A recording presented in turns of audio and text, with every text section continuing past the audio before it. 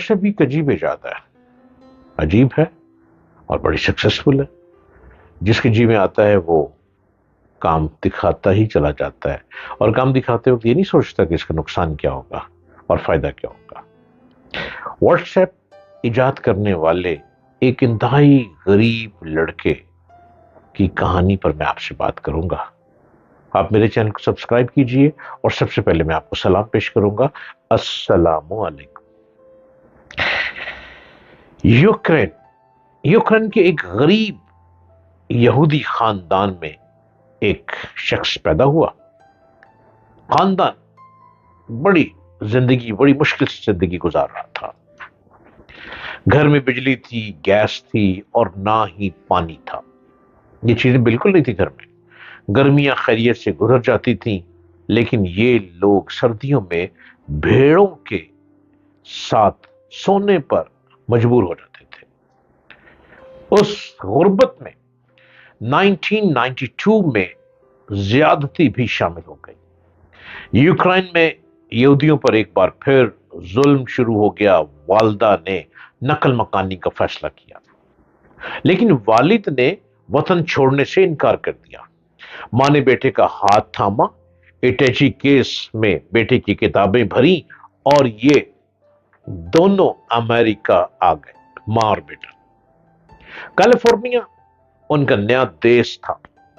امریکہ میں ان کے پاس مکان تھا، روزگار تھا اور نہ ہی کھانے پینے کا سامان. یہ دونوں ماں بیٹا مکمل طور پر خیرات کے سہارے چل رہے تھے. امریکہ میں فوڈ سٹیمپ کے نام سے ایک فلاحی سلسلہ چل رہا ہے. حکومت انتہائی غریب لوگوں کو کھانے پینے کی اشیاء خریدنے کے لیے فوڈ سٹیمپس دیتی ہے. یہ سٹیمپس امریکی خیرات ہوتی ہے امریکہ کی. یہ لوگ اتنے غریب تھے کہ یہ زندگی بچانے کے لیے خیرات لینے پر مجبور تھے. جین کوم کے پاس پڑھائی کے علاوہ کوئی چارہ نہیں تھا. یہ پڑھنے لگا. وقت گزرنے کے ساتھ ساتھ پڑھائی مہنگی ہونے لگی. فوڈ سٹیمپس میں گزارا مشکل ہو گیا. جین کوم نے پارٹ ٹائم نوکری تلاش کی. خوش قسمتی سے اسے ایک گروسری سٹور میں سویپر کی ملازمت مل گئی. اسٹور کی فرش سے لے کر باتھ روم اور دروازوں کھڑکیوں سے لے کر سڑک تک صفائی اس کی ذمہ داری تھی.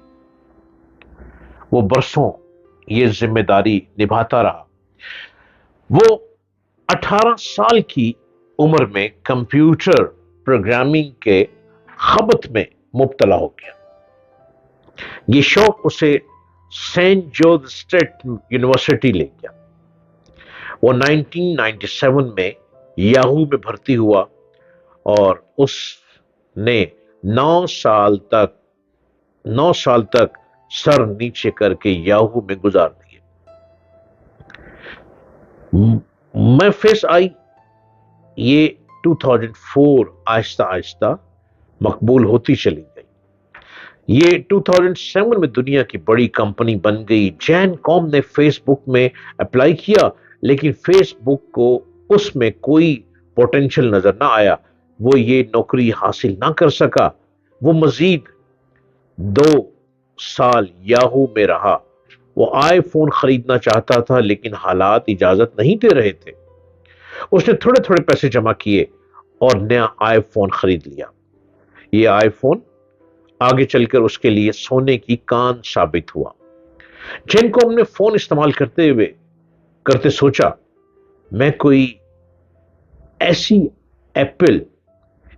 ایپلیکیشن کیوں نہ بناؤں جو فون کا متبادل بھی ہو، جس کے ذریعے SMS بھی کیا جا سکے، تصاویر بھی بھجوائی جا سکیں، ڈاکومنٹس بھی روانہ کیے جا سکیں، اور جس سے ہیک بھی نہ کیا جا سکے.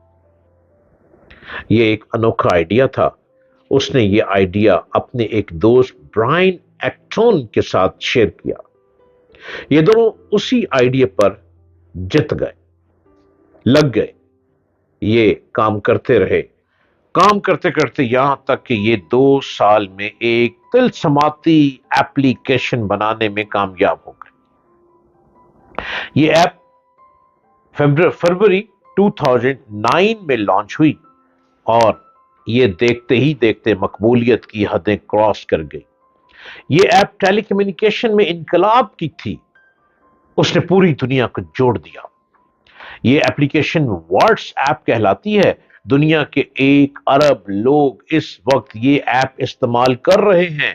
یہ ایپ دنیا کا تیز ترین محفوظ ترین ذریعہ ابلاغ ہے رابطہ کرنے کا۔ آپ واٹس ایپ ڈاؤن لوڈ کریں اور آپ دنیا کے کسی بھی کونے میں چلے جائیں، آپ کو نیا فون اور نیا نمبر خریدنے کی ضرورت نہیں پڑے گی، اور نہ ہی آپ کسی موبائل کمپنی کے ہاتھوں بلیک میل ہوں گے۔ آپ پوری دنیا کے ساتھ رابطے میں رہیں اور پوری دنیا کے ساتھ رابطے میں رہیں گے۔ جین کوم کو واٹس ایپ نے چند ماہ میں ارب پتی بنا دیا۔ یہ ایپلیکیشن اس قدر کامیاب ہوئی کہ دنیا بھر کی کمپنیوں نے اس کی خریداری کے لیے بولی دینا شروع کر دی، لیکن یہ انکار کرتا رہا۔ فروری 2014 میں فیس بک بھی واٹس ایپ کی خریداری کی دوڑ میں شامل ہو گئی۔ فیس بک کی انتظامیہ نے جب اس سے رابطہ کیا تو اس کی ہنسی نکل گئی۔ اس نے خدا کا شکر ادا کیا اور کہکا لگا کر بولا، یہ وہ ادارہ تھا جس نے مجھے 2007 میں نوکری دینے سے انکار کر دیا تھا۔ وہ دیر تک ہنستا رہا۔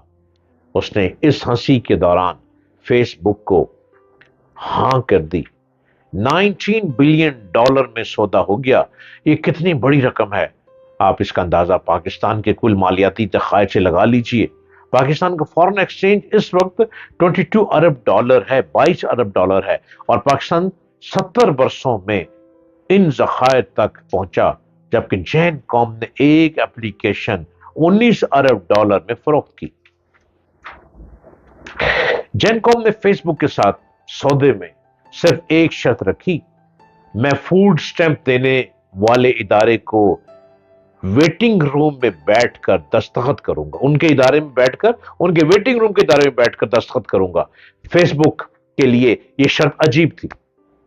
یہ لوگ یہ معاہدہ اپنے دفتر یا اس کے آفس میں کرنا چاہتے تھے، لیکن وہ ڈٹ گیا، یہاں تک کہ فیس بک اس کی ضد کے سامنے پسپائی اختیار کرنے پر مجبور ہو گئی۔ ایک تاریخ طے ہوئی، فیس بک کے لوگ فلاحی سینٹر پہنچے، وہ ویٹنگ روم کے آخری کونے کی آخری کرسی پر بیٹھا ہوا رو رہا تھا۔ وہ کیوں نہ روتا؟ وہ سینٹر تھا جس کی اس کونے کی اس آخری کرسی پر بیٹھ کر وہ اس کی ماں گھنٹوں فوڈ سٹیمپ کا انتظار کیا کرتے تھے۔